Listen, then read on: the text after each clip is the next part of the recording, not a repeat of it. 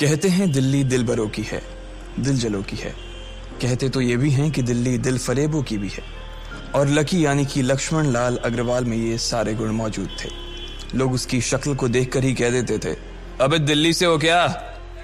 Lucky वैसे दिखने में स्मार्ट और अट्रैक्टिव था, पर जेब से खस्ता हालत होने की वजह से रहता बेहद सिंपल तरीके से था।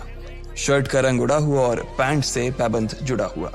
कहने को तो उसकी उम्र के लड़के दिल्ली की सड़कों पर रात को मोटर बाइक दौड़ाते थे, लेकिन लकी उर्फ लक्ष्मण लाल अग्रवाल सिर्फ कमरे से कॉलेज में पढ़ाई और गर्लफ्रेंड डिंपल के साथ थोड़ा वक्त बिताना, फिर कॉलेज से दुकान, दुकान से जब होम डिलीवरी आए तो वहां, और फिर घर चला जाता था। हाँ, कभी कभी जब वो किसी लड़के को खाली सड़क पर मोटर बाइक दंदनाते हुए देखता तो कहता, एक दिन अपना टाइम भी आएगा जब मैं चश्मा लगाकर बैठूंगा और पीछे डिंपल को बैठाऊंगा।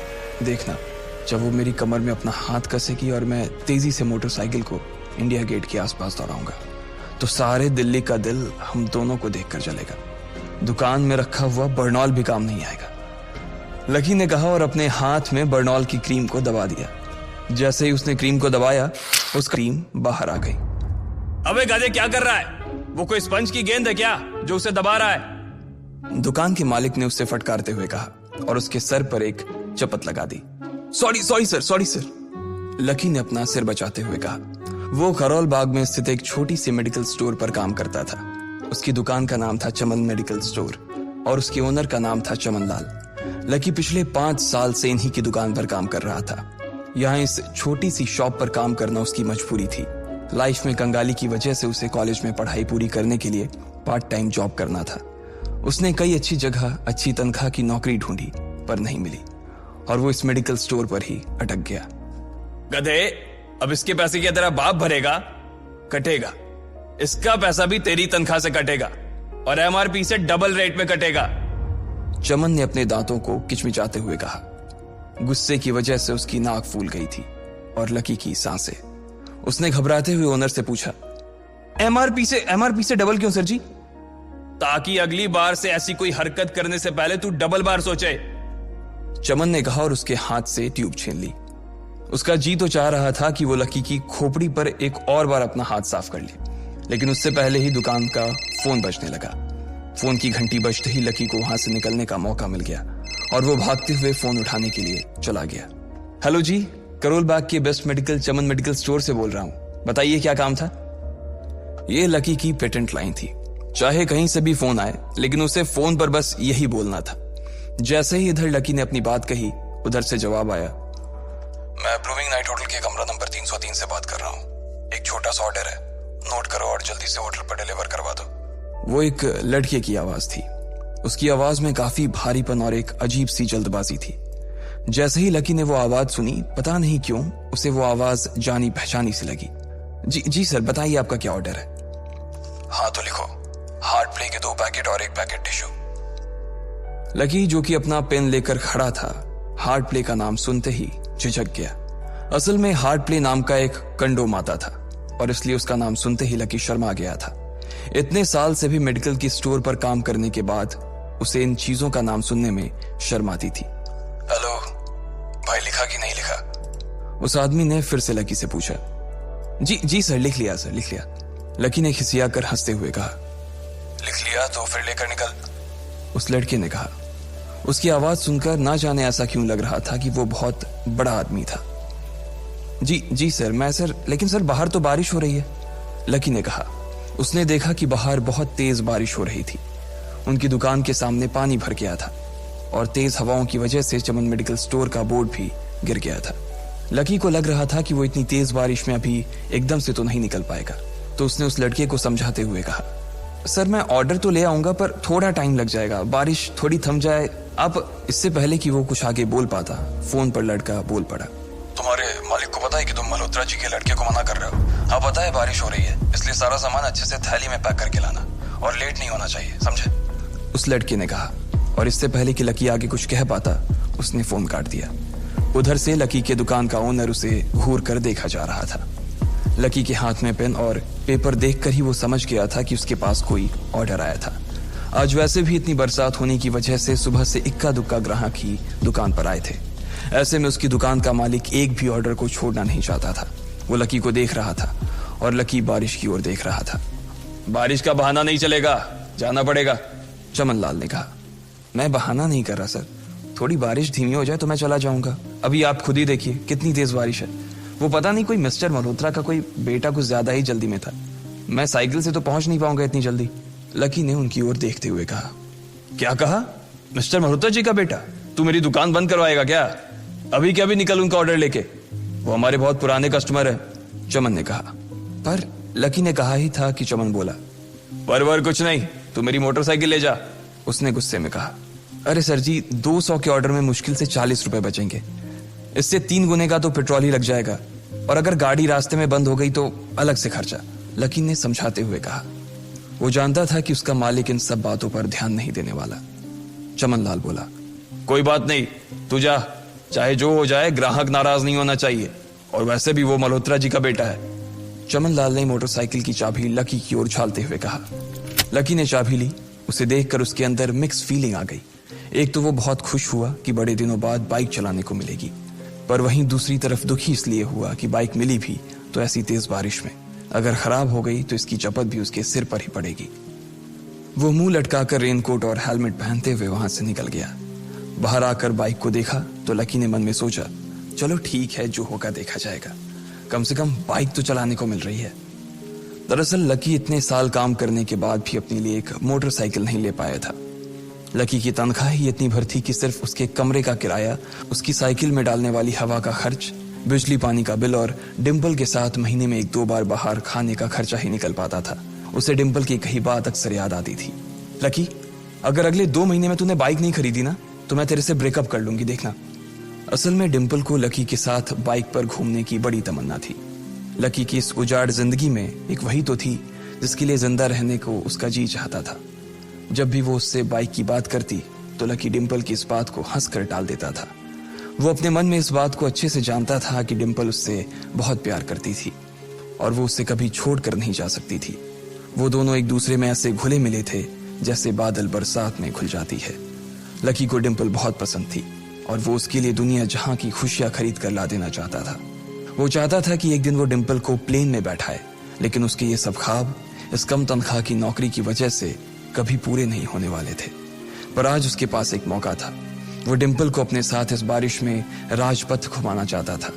वो उसे दिल्ली दिखाना चाहता था। चमन लाल को देने के लिए उसने पहले से ही बहाना सोच रखा था।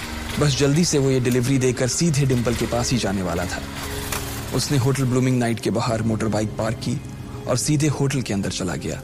लकी ने रिसेप्शन पर पहुंचकर नमस्ते करते हुए रिसेप्शनिस्ट को बोला, जी मैं चमन मेडिकल स्टोर से आया हूं, रूम नंबर 303 का ऑर्डर था सर। रिसेप्शन पर खड़ा आदमी उसके हाथ में काली थैली को देखकर समझ गया था कि उसमें क्या था और वो मंद ही मंद मुस्कुराते हुए बोला, 3rd फ्लोर पर है, लिफ्ट से चले जाओ, रेनकोट यहीं उतार देना। जैसा उस आदमी ने कहा लकी ने ठीक वैसा ही किया और लिफ्ट में चढ़ने के कुछ ही देर बाद वो 3रे माले पर पहुंच गया था। वो रूम नंबर 303 के बाहर पहुंचा और उसने डोरबेल बजाई। जैसे ही दरवाजा खुला लकी ने थैली आगे बढ़ाते हुए कहा, नमस्ते, मैं चमन मेडिकल स्टोर से लकी, ये आपका। इससे पहले कि लकी आगे कुछ कह पाता उसकी आंखें फटी की फटी रह गई थी। उसने अपने सामने जो देखा उसके बाद उसे ऐसा लगा कि बंद छत के नीचे भी उसके ऊपर आसमान से आकर एक जोरदार बिजली गिर गई थी। उसके सामने एक लड़की खड़ी थी। वो लड़की और कोई नहीं बल्कि उसकी गर्लफ्रेंड डिम्पल ही थी। उसने एक पर्पल कलर का नाइट गाउन पहन रखा था। उसके काले घने बाल गीले थे और उसने उन्हें अपने कंधे पर फैला रखा था। उसकी खुशबू से ही ये चीज साफ पता चल रही थी कि वो अभी अभी नहा कर आई थी। डिम्पल, तुम यहाँ क्या कर रही हो? लकी को अपनी आंखों पर विश्वास ही नहीं हो रहा था। उसने 2 बार अपनी पलकें झपका कर देखा, लेकिन दोनों बार ही उसे अपने सामने डिम्पल ही नजर आई। तुम यहाँ क्या मेरा पीछा करते हुए आए हो लकी? डिम्पल ने उल्टा उसी के ऊपर पलटवार करते हुए कहा। लकी को देखकर उसके दिल की धड़कन भी तेज हो गई थी। उसे उम्मीद नहीं थी कि लकी यहाँ आ जाएगा। उसने ना तो सुबह से उसे फोन किया था और ना ही उसके मैसेज का कोई जवाब दिया था। वो अपने मन में सोचकर बैठी थी कि वो अगले दिन खुद ही उससे मिलकर बोल देगी कि उसकी तबीयत खराब थी। डिम्पल बेबी, क्या हो गया? किससे बात कर रही हो? अचानक से एक गबरू जवान सा लड़का दरवाजे के पास आकर खड़ा हो गया था। उसने बनियान पहन रखी थी। लकी उसे पहचान गया था। साले राहुल के बच्चे, तेरी हिम्मत कैसे हुई मेरी डिम्पल को हाथ लगाने की? लकी ने जैसे ही राहुल को देखा उसके तन बदन में मानो आग सी लग गई थी। वो उसे इस वक्त इतना बुरा मारना चाहता था, इतना बुरा पीटना चाहता था जिसकी कोई हद सीमा नहीं थी। लकी जिस कॉलेज में पढ़ता था, राहुल और डिंपल भी उसी में पढ़ते थे और वो कॉलेज राहुल के फादर का ही था। डिंपल ने राहुल के पिता की एक कंपनी में जॉब पकड़ ली थी और राहुल उस पर बहुत लाइन मारता था। लकी ने 1-2 बार डिंपल को उससे दूर रहने के लिए भी कहा, लेकिन डिंपल ने उसे यह कहकर टाल दिया था कि वो सिर्फ अच्छे दोस्त थे। आज भी इससे पहले कि वो आगे बढ़ता, डिंपल उन दोनों के बीच आ गई। रुक जाओ, डिंपल ने गुस्से में कहा और लकी के सीने पर हाथ रखकर उसे रोक दिया। लकी लंबी सांसें ले रहा था और कुछ ही सांसों के बाद उसका गुस्सा शांत हो गया। अब डिंपल के पास भी छुपाने के लिए कुछ नहीं था, इसलिए उसने लकी से कहा, लकी, आज से तुम्हारा और मेरा ब्रेकअप। ब्रेकअप? लकी के पैरों के नीचे से जमीन खिसक गई थी। उसकी आंखें नम हो गईं। लकी को उसकी बातों पर विश्वास नहीं हो रहा था। उसने डिंपल की ओर देखा और बोला, डिंपल, हम पिछले 1 साल से एक दूसरे के साथ हैं और तुम हो कि मुझसे ब्रेकअप करना चाहती हो? अरे मैं तो तुम्हारे लिए नई बाइक लेने वाला था। चल रहने दे, आज ही याद आई है तुझे बाइक की। अरे तेरे पास मुझे बाहर घुमाने के लिए, खिलाने पिलाने के लिए पैसे तो है नहीं, तू कहां से लेगा बाइक? और अगर ले भी लेगा तो उसमें पेट्रोल कहां से डलवाएगा? तेरी 8,000 रुपए महीने की नौकरी, उसमें होगा ये सब? लोग हंसते हैं मेरे ऊपर जब मैं सरोजनी में तेरे साथ घूमती हूँ। मैं ऐसी लाइफ नहीं जीना चाहती लकी। मैं तेरी तरह गरीब नहीं रहना चाहती। तूने मुझे फंसाया था, उल्लू बनाया था तूने मुझे, इसलिए मैंने राहुल से मैचअप कर लिया है। आज से यही मेरा बॉयफ्रेंड है, डिंपल ने गुस्से में कहा। अच्छा, तो बेबी ये है तुम्हारा वो बेकार सा एक्स बॉयफ्रेंड? राहुल ने पूछा और डिंपल के बगल में आकर खड़ा हो गया। फिर उसने लकी के हाथ से थैली उठाई और उसमें से हार्ड प्ले का पैकेट निकालकर उसे चिढ़ाने के लिए उसे हवा में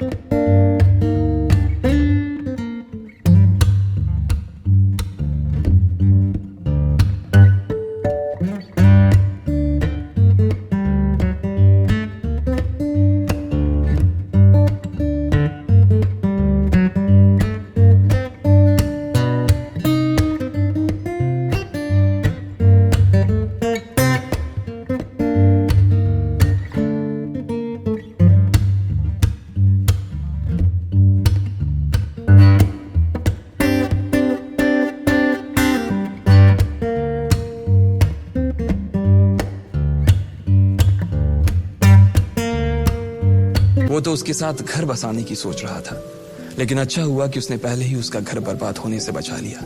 लकी को दुख तो बहुत हो रहा था, पर उसे यह भी लग रहा था कि उसे आगे चलकर यही दुख उसे खुशी देने वाला था। लेकिन एक चीज थी जो लकी को परेशान कर रही थी, वो थी उसकी माली हालत।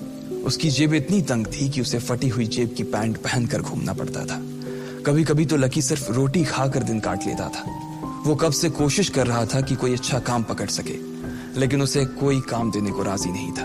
उसने टूटे हुए दिल को दिलासा देते हुए मन में सोचा कि डिंपल पर खर्च होने वाले पैसे बच जाने से शायद उसके हालत सुधर जाएंगे, पर फिर भी वो रातों रात रईस नहीं हो जाने वाला था। उसने ऊपर आसमान की ओर देखा और जोर से चिल्लाया, अगर इतना ही अनलकी बनाना था तो फिर नाम लकी क्यों रखा भगवान? वो जितनी जोर से चिल्ला सकता था उतनी जोर से चिल्लाया। उसकी आवाज से आसपास खड़े लोग एक बार तो डर गए थे। लकी ऊपर ही देख रहा था और उसके आंसू बारिश के पानी के साथ मिल गए थे। जैसे ही वो फूट कर रोने को था, तभी उसके फोन पर एक मैसेज आया। जैसे ही लकी ने अपना फोन निकालकर उस मैसेज को पढ़ना शुरू किया, उसकी तो आंखें ही चमक गई। अचानक उसके आंसू हंसी में बदल गए और वो जोर जोर से वहीं सड़क पर नाचने लगा। उस मैसेज में लिखा था, परिवार की रिसर्च और परिवार के निर्णय के हिसाब से अग्रवाल परिवार का वारिस लक्ष्मण लाल अग्रवाल उर्फ लकी ने गरीबी अभ्यास की परीक्षा को पास कर लिया है और आज से ही वो उस जमीन और उस जायदाद का मालिक हो जाएगा जो परिवार ने उसके नाम कर रखी थी। ये एक ऐसा मैसेज था आखिर कौन था लकी, क्या थी उसकी असलियत, और वो कैसे रातों रात ही अनलकी से लकी हो गया था? इन सारे सवालों के जवाब अगर आप जानते हैं तो प्लीज कमेंट बॉक्स में कमेंट करके हमें भी बताएं। और आगे की कहानी जानने के लिए हमारे साथ सुनते रहें लखपति सिर्फ पॉकेट FM पर।